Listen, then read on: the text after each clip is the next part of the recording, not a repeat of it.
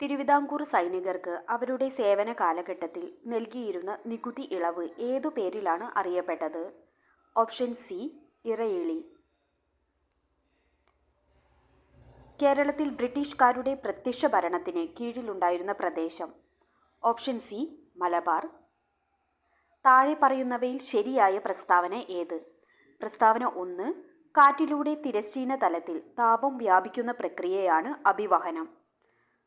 Second option കാറ്റിലൂടെ തിരശ്ചീന തലത്തിൽ താപം വ്യാപിക്കുന്ന പ്രക്രിയയാണ് താപചാലനം.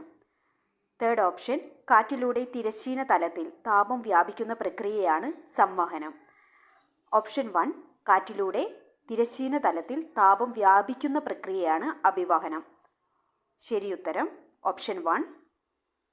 ഇന്ത്യൻ ഉപഭൂഖണ്ഡത്തിൽ ഉൾപ്പെടാത്ത രാജ്യം ഏത്? ഓപ്ഷൻ 3 അഫ്ഗാനിസ്ഥാൻ. ഇന്ത്യയുടെ കിഴക്കേ അറ്റത്തുള്ള രേഖാംശം ഏതാണ്? ഓപ്ഷൻ എ 97 ഡിഗ്രി 25 മിനിറ്റ് കിഴക്ക്. പഞ്ചാബ് ഹരിയാന സമതലത്തിൻ്റെ രൂപീകരണത്തിന് കാരണമാകുന്ന നദി ഏതാണ്? ഓപ്ഷൻ എ സിന്ധു നദി. പഹൽഗാം തീവ്രവാദ ആക്രമണത്തെ തുടർന്ന് ഇന്ത്യ പാകിസ്ഥാനിലേക്കുള്ള ചിനാബ് നദിയിലെ നീരൊഴുക്ക് തടയാൻ അടച്ച ഡാം ഏതാണ്? Option C ബംഗ്ലിയാർ. നഷ്ടപരമായ നശീകരണം എന്ന ആശയം ആവിഷ്കരിച്ചത് ഇവരിൽ ആരാണ്? Option A ജെ.എ. ഷൂംപീറ്റർ.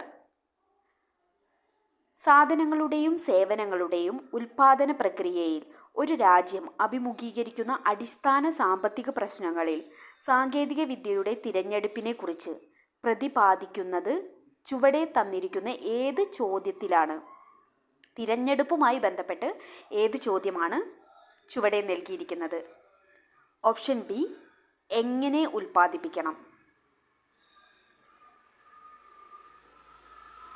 താഴെ തന്നിരിക്കുന്നതിൽ ഏത് വിഭാഗമാണ് സാമൂഹ്യ സുരക്ഷാ കോഡ് 2020 ഉൾപ്പെടാത്തത്? ഓപ്ഷൻ സി സർക്കാർ ജീവനക്കാർ.